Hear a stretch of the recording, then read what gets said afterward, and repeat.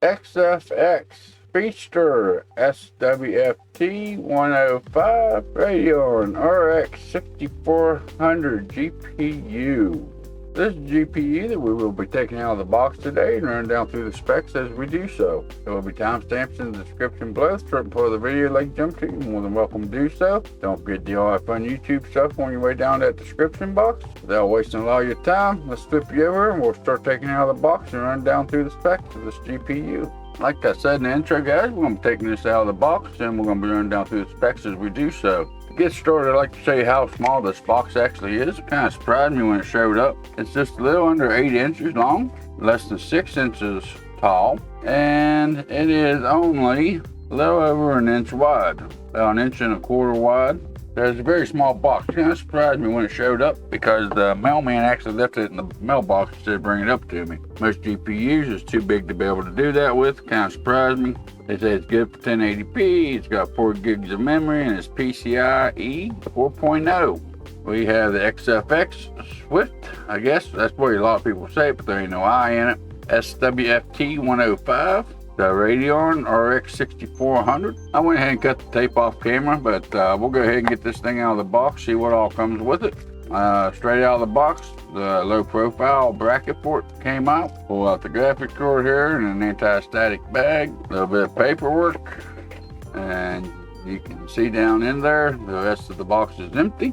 Throw that to the side for right now. What we got? Stop, important driver information, no disc included.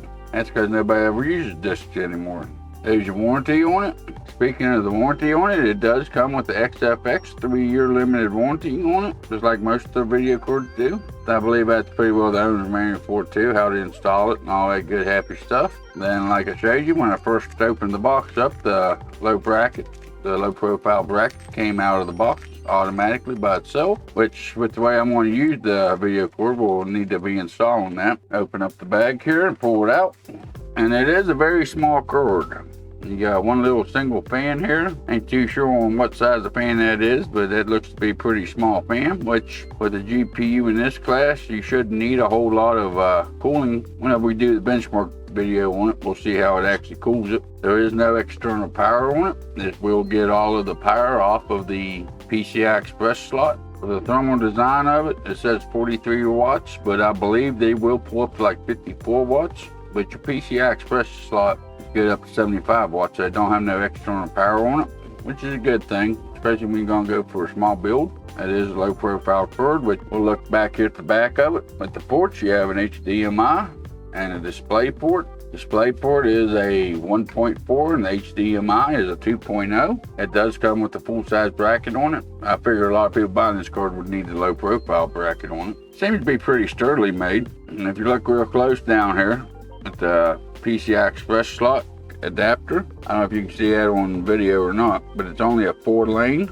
It only uses 4 of these keys instead of all 16 of them, which it does. It is a PCI Express 4.0 cord, but it only has the 4 lanes at the bottom that it actually uses. And other videos I've seen on this, you do take quite a bit of a hit, 10 to 20% hit on the performance of it by going with PCI Express 3.0 instead of the PCI 4.0. I do notice right off the bat, to be able to change out this for the low profile bracket, you will have to take the cooler off of it. The screws that connect the back plate here, or the bracket for it, does go through the board itself from the front side. So we will have to take the shroud off of it to put that low profile bracket on it, which we will do in a later video. But it is a very small cord. Of course, it don't have a whole lot of power to it. They say it is good for 1080p, which that's going to depend on solely on the games that you play. That's a big thing with the graphics card. There is no back plate to it. That shroud is metal instead of plastic, because it does have a metal shroud on it. It does have some plastic here. See if we can get peeled off.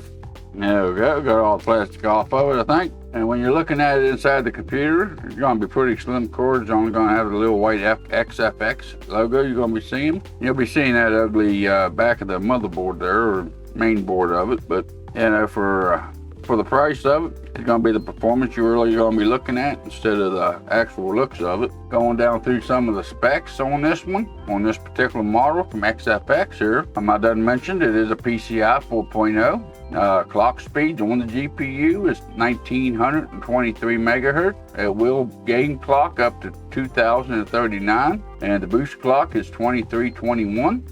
Stream processors on it is 768. Compute units is 12. Memory bus is 64-bit. Memory clock is 16 gigabits per second. Memory size is 4 gigs. It does have GDDR6 memory on it. It is a single slot, low profile, and it does have that little single fan in it for cooling. But yeah, so that's kind of the specs that we got on this particular GPU. Let me get reset up here, guys. Again, in the video I showed you the size of the box that it came in, but throughout the unboxing of it and overview of it, I never told you the actual size of the cord itself. That may be a little bit important to you, huh? Well, looking at this particular cord, it is 6.1 inch long. It is 2.68 inches tall. So it is a fairly small cord. It is a single slot cord with a very small fan on it, and a very small heatsink on it, or a very small fan and shroud on it. But taking this thing out of the box, I realized it did have a metal shroud around the fan to help keep it cool. Kind of impressed me with that. It only being 2 ports on the back of it didn't surprise me much. Got an HDMI and a display port. The GPU with this power ain't gonna have a whole lot of ports on the back, but you can run 2 monitors off of it, which is pretty nice. I haven't got to run my numbers yet on it, but by looking at other reviews on this card, it should be pretty good for 1080p gaming, medium to high details, depending on the game that you want to play and the frame rate you expect out of it, which I will be running my own benchmark numbers on this particular GPU in an upcoming video. But for overall, for $160, especially in today's market, I think it's a pretty good deal. I think this card is mainly fit for someone that's looking to upgrade say a Dell Optiplex or one of the other OEM builds, and you're looking to get a little bit better graphical performance out of it. I think this is where this card really plays at. Problem with this is that all the retailers out there, everybody out there knows, well, you lose a little bit of your gaming performance if you go with a PCI Gen 3 slot instead of a PCI Gen 4 slot. Now, a lot of these older pre-built systems, they have the PCI Gen 3 slot instead of the PCI Gen 4 slot. If you actually want to get the max performance out of this video card, you need to be running either the latest Intel processor, say a 12100 or a 12100F, or a Ryzen 5600. Yes, AMD has a 5500 out. They also have the 5600G out. But both of them CPUs run a PCI Gen 3 slot instead of a PCI Gen 4 slot. So that means if you're running one of them 2 processors, you will be running a little bit less of a frame rate than what you could be running on this video card. There's just a few things to keep in mind if you're actually looking to pick one of these up. I will have quite a few videos coming up on the channel on this video card. Make sure you hit that subscribe button, turn on the notification bell on if you'd like to see them videos when they first drop. But for the price tag and the performance that I've seen on some other channels on this GPU, I think it'd be alright for a very entry-level budget system, playing 1080p at 60 frames per second or less, depending on the settings and the titles you want to play. I can't really beat up on it too bad yet because I don't know exactly the performance until I get my performance number in. But that is the unboxing and the overview or the review of it. Just kind of run down through the specs, see what it offers you. My first impressions on this GPU. There will be links in the description below if you'd like to pick one of these up. Don't forget to do all that fun YouTube stuff on your way down that description box. You all have a good day, and I'll see you in the next video or live stream.